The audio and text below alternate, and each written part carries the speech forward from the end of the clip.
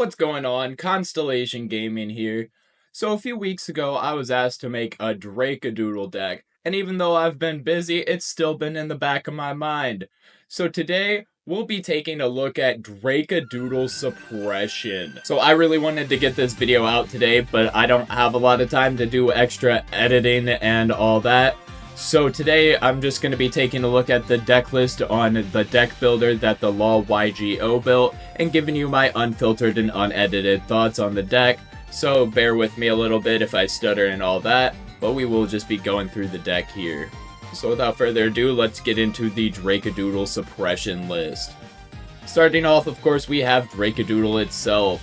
A 7/3 2-drop wind elestral that says you can expend 1 in order to suppress all opponents' elestral on the field.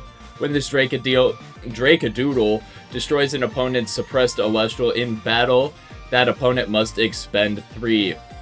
So in a full-blown suppression deck, this should be pretty easily to at least have a single target to be able to beat over and kill, considering half of our deck is suppression based anyways. Now, in order to get the Dracodoodle out, we will be playing 2 copies of Cockadoodle. Cockadoodle also fits with our suppression theme, being a 4/2 wind elestral that says when you cast it, you can target an opponent's elestral, and it's suppressed as long as Cockadoodle is on the field. Right now, with Galaxy running around, Spectaris, and other elestrals that rely heavily on their ability, Cockadoodle is a pretty strong elestral. But this can actually even shut down a doppelganger, so that way you can utilize this plus Zeus in order to get over it in a similar way that you utilize Galaxy plus Zeus in order to get over the doppelganger, which is very prevalent right now. You can also play this and stop a Werepup from utilizing its ability, or force it into using Full Moon right at that moment, so that way you can possibly use a removal spell on the Lycavoid by baiting out the Lycavoid itself with the Cockadoodle. Next, we've got 3 copies of Sorlet. This is here in place of Eddie, and this was 3 copies of Eddie, and then I realized that I was only going to have 2 single ways in order to get this Dracodoodle out, and that really is not going to fly with me. It's a 5 attacker, so it works extremely well. You don't have to always utilize its ability in order to beat over stuff, but it's similar to Eddie. You can utilize its ability in order to just beat over elestrals that otherwise you wouldn't be able to by changing their position. Then the next elestral is 2 copies of Spectaris. Spectaris is just stupidly strong right now. It gets around Nobby's -2 effect, it plays around Galaxy, it pretty much plays around all of the cards that are relevant right now. And like I said, with Cockadoodle, it just everybody having their elestrals rely heavily on their abilities right now. Spectaris is just in a very good spot to take the field. We've also got 2 copies of Toxiri. Toxiri says when you play it, you can search out Dense Fog, and then whenever an elestral is suppressed, give it -2/-2. Toxiri is extremely strong in the fact that you can utilize it as a combat trick along with Dense Fog to give opposing elestrals -2 and possibly kill themselves on your guys. Also pair it with like Spectaris or Cockadoodle, and Cockadoodle will instantly automatically and permanently give something -2 as long as it's on the field. Spectaris will essentially get a +3 attack due to Toxiri giving it -2, plus the Spectaris getting +1 attack with its own ability.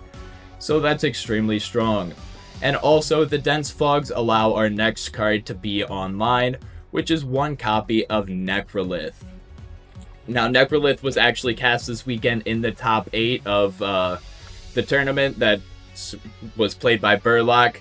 He did a little suppression control bit on the side deck that he had, and I thought it was extremely strong. I do like Necrolith. I feel like it is extremely strong. The only bad part is the fact that Dense Fog can only suppress non-lunar elestrals, so if you're playing against a lunar deck, it is a little harder to get Necrolith's ability online and just cast him out outright. But one thing that you don't want to forget about Necrolith is you can just hard ascend over something and utilize like your Artemis or your New Moons that we're playing in order to just kill one elestral that is suppressed. That is a very strong possibility, and then Necrolith can beat over the other one. Just Make sure you watch out for Argo into Necklace of Harmonia, because apparently that just wrecks this card somehow.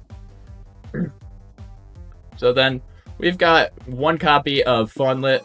This would be just more copies of Elechick, but obviously we can only play one copy of Elechick, so Fawnlet essentially serves as another copy of Artemis. So with Elechick plus Fawnlet, we kind of have 3 copies of our Artemis, and then Elechick will give us essentially 3 copies of Zeus, so we pretty much have 3 copies of each of our Divine Runes, if you look at it in that lens. Then you've got 3 copies of Astrarabbit, because Astrarabbit's extremely broken. Best Celestial in the game. Don't really need to go into a rant about it. Just being able to pick the top 3 from your deck and being able to sit there and continuously do it, it gives you stupidly strong advantage. Then you've got the Zeuses to help in combat. Just get over anything. Obviously, Zeus is the strongest Divine Rune in the entire game right now. And honestly, I think Artemis might be the second strongest. Because, like I said before, a lot of Elestrals rely heavily on their ability. Not only that, Artemis says target card. Artemis does not say target Elestral. So Artemis can even shut down Zeus itself. It can shut down stadiums. I don't know if it can shut down artifacts if it's on board. I assume it would be able to shut down an artifact if they do have that on board. So yeah, just really keep in mind that Artemis isn't just a suppress Elestral. It says suppress card. And that is extremely strong. Next, we've got 3 copies of Lunar Phase New Moon. This is the ability to target and suppress an Elestral in the field. Pair it with Necrolith, and it's essentially just a dead Elestral. If you pair it with Toxiri, it's a -2, and then you can also just utilize it shutting down their ability, which is really strong. And then if you have another Lunar Phase in hand, which you can either have Full Moon, or we're playing this Waning Crescent here, which we'll go into in a second, you can utilize it in order to be like an odd Earthquake, which is also extremely strong. So New Moon in this deck is probably one of the most powerful cards in my opinion, and just I really like this card. It is just really strong, and I would not undervalue it. 3 copies of Gorgon's Gaze. Not only does it suppress Elestrals, and it works with our theme completely, it's literally just the best counter rune in the entire game. Not really much about it. It's just flat out the entire best counter rune in the entire game. Says no to literally anything that an opposing Elestral could ever contemplate doing. So there's no reason not to play 3 of in every single deck.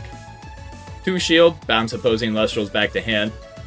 This was 3, but I felt like we needed a little more lunar phases in order to be able to discard with New Moon, so I took these 2 both down to 2 instead of 3. So yeah, there's just 2 shields, 3 poison tipped arrow. Poison tipped arrow is just more removal. 2 tsunami in order to blank a combat phase as long as they're not water enchanted. Then you've got 1 hurricane, because we can have some very big blowout plays where you just go Dense Fog, suppress everything, I'm gonna hurricane your back row, Necrolith, destroy everything, and that can be a very explosive play.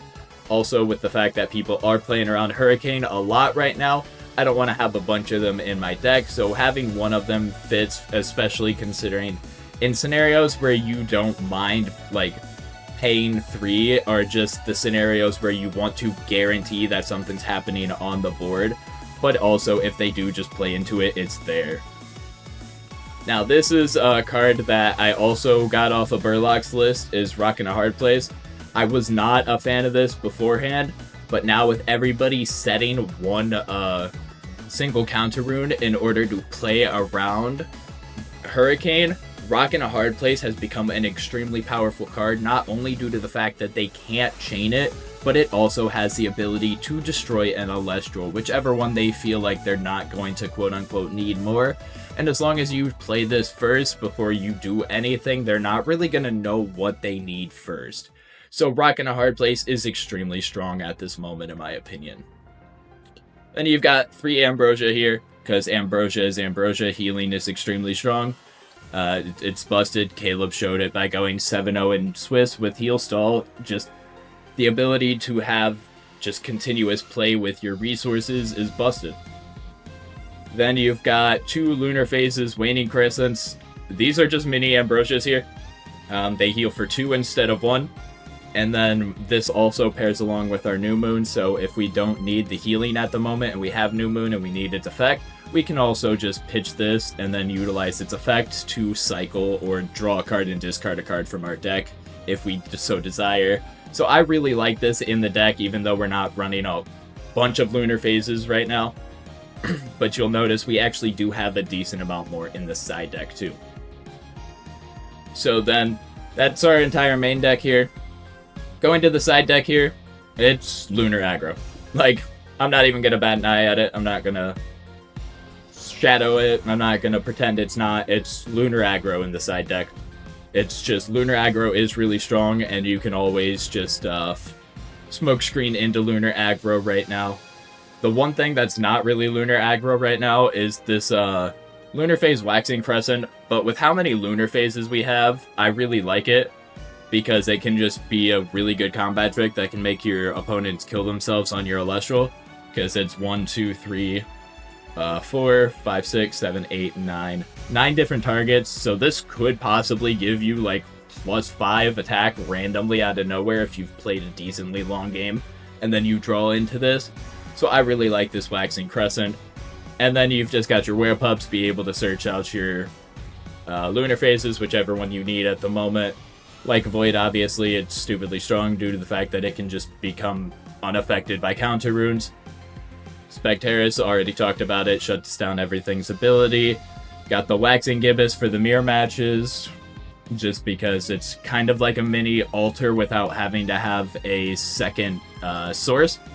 One thing to note is you can always utilize this on your own guys to change them to attack position and finish your attack after they've tsunami'd it. So Waxing Gibbous is extremely strong right now. Got 2 Cryoblast here just because 5's matchups and Cryoblast is extremely strong. Pair it with Zeus and you can kill anything with less than 5 defense, such as a Galaxy. So Cryoblast is just kind of busted right now, and that's why you play it. But we really didn't have room in the main deck with the theme of the deck. So that's why they're in the side deck, just in case we do need to go into more of a Lunar Aggro heavy matchup. But that's the entirety of the deck. What do you guys think? Is this something that you would play? Let me know down in the comments below, and let me know if you're interested in seeing more content like this. I hope you all have a good day, and peace.